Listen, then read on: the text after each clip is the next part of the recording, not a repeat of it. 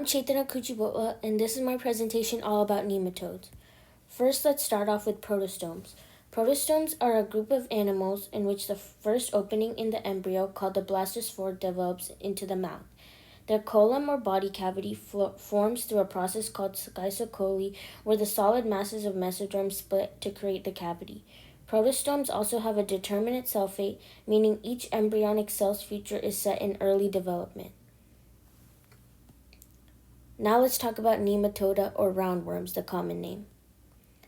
The unique characteristics are that they have a pseudocolumn, which is a body cavity that's only partially lined with the mesoderm. Their bodies are variform, meaning that they have a worm-like shape. They have a complete digestive tract, both the mouth and an anus, which allows food to move in one direction.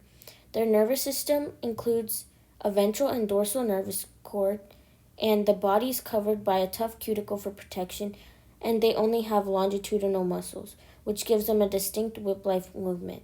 Most nematodes are dioecious, meaning that the males and females are separate individuals.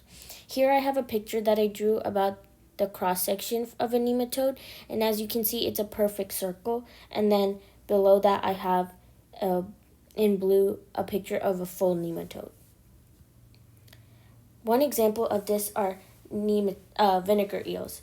Nematodes are a diverse group of roundworms that can either be free-living or parasitic.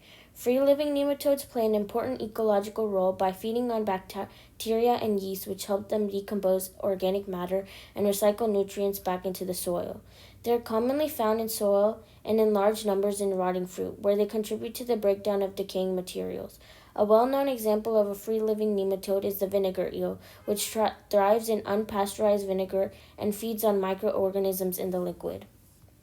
In contrast, some nematodes are parasitic, like Trichinella. This species causes the trichinosis, which infects humans and animals when they eat undercooked meat, especially pork, containing the parasite's larvae.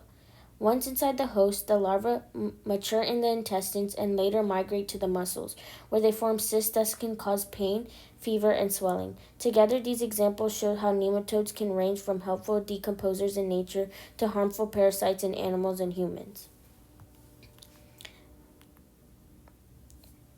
Nematodes inhabit diverse environments, including soil, aquatic habitats, and inside other organisms as parasites.